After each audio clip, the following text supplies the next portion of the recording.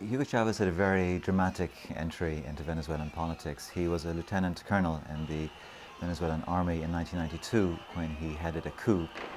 His coup was a military fiasco, but it was a propaganda triumph. Por ahora, los objetivos que nos planteamos no fueron logrados en la ciudad capital. Es decir, nosotros acá en Caracas no logramos controlar el poder. Ustedes lo hicieron muy bien por allá, pero ya es tiempo de evitar más. In his televised surrender address, Chavez was very crisp and eloquent, and he introduced himself for the first time to the Venezuelan public, and a lot of them fell in love with him on the spot. And upon his release, he then became a politician, and he embraced the ballot box and surged to an insurgency-type campaign victory in 1998 with a very strong democratic mandate.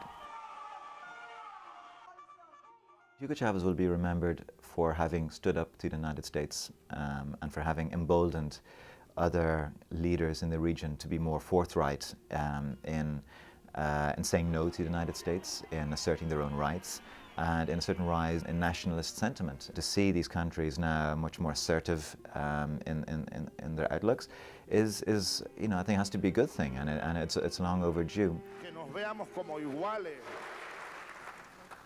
y no este caballero que tienen ustedes de presidente que camina como, ¿cómo se llama el vaquero este? John Wayne, yes, say John Wayne.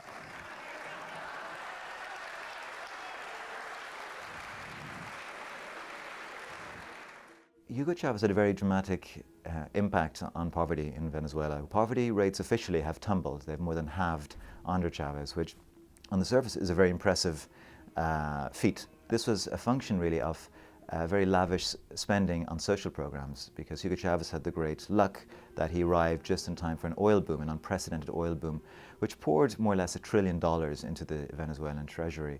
And he spent this lavishly on social programs in the barrios, and he inflated the state payroll. He created lots of jobs within the government bureaucracy, and he just put more money in people's pockets. So the result was these impressive falls in poverty. Now, the catch, however, is that there would have been steep falls in poverty anyway, because under previous booms and busts in Venezuela, poverty always fell during oil booms. Venezuela is above all as a petrostate. And so to what extent poverty would have fallen anyway without Chavez is an open and ultimately unanswerable question.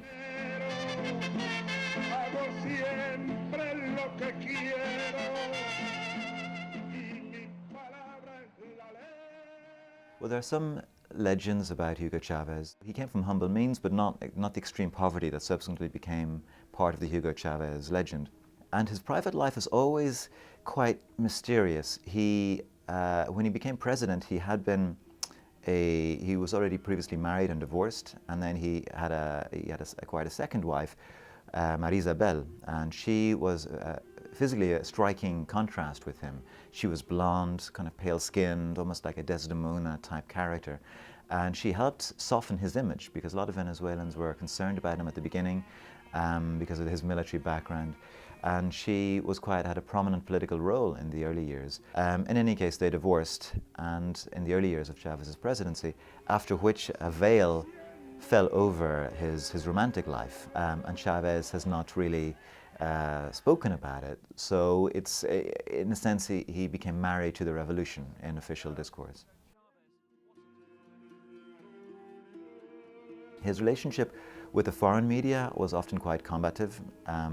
He would accuse the foreign correspondents or the foreign media in general of waging a smear campaign against him and the revolution. I had lobbied the information ministry in Venezuela to be invited onto his weekly television show, Allo Presidente, or Hello President, which is a freewheeling Sunday show that starts at 11 a.m. and can go on till sunset, and which he hires ministers, fires ministers. Anything can happen on that show. And I was very curious, so I lobbied, and one time I managed to get on a show which was on a beach on a baking day, and he had his desk planted there on the sand. También está un periodista británico, es decir, de la Gran Bretaña, Rory Carroll. So I asked a question which was basically, why did you want to abolish term limits? There was a referendum campaign at the time to abolish presidential term limits. And was there not a risk that this could lead to creeping authoritarianism? En Europa hay mucho cinismo. Rory, allá en Europa, donde tú eres, la Europa, la culta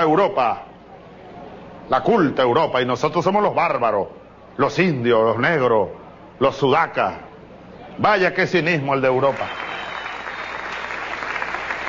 Chávez el tirano, Chávez el caudillo, Chávez el que se quiere perpetuar, y allá tienen reyes, compadre. ¿Alguien ha elegido reyes? Later on in the show, he did come back to my question and he did answer it. He said the reason he needed to stay in power or to keep running for office indefinitely was that the revolution was like an unfinished painting, and that he was the artist, and that you do not, in the middle of a painting, hand the brush to someone else, that the artist must finish the painting that he has started. To embrace Hugo Chavez as this champion of social democracy, as somebody who's blazed a path and shown another way, an alternative to other systems, frankly is ridiculous. If you look at the state of Venezuela today, and at the ruin that really is the country, not just economically, but for example socially, the fact that crime has exploded, is out of control, and it's a general sense of anomie that is there. It's ridiculous to suggest that Venezuela is a model. Really what Chavez did, he took all of the traditional Venezuelan ills of oil-fueled populism, and he just ramped them up to a previously unprecedented degree. To posit that as some sort of model for the world is absurd. Como dijo Abraham Lincoln, ¿qué es la democracia? La democracia no es un sistema a través del cual una élite enriquecida explota a la mayoría empobrecida. No, la democracia debe ser, dijo Abraham Lincoln, gobierno del pueblo, gobierno por el pueblo y gobierno para el pueblo. A eso dedico yo y dedicaré todos los días de mi vida.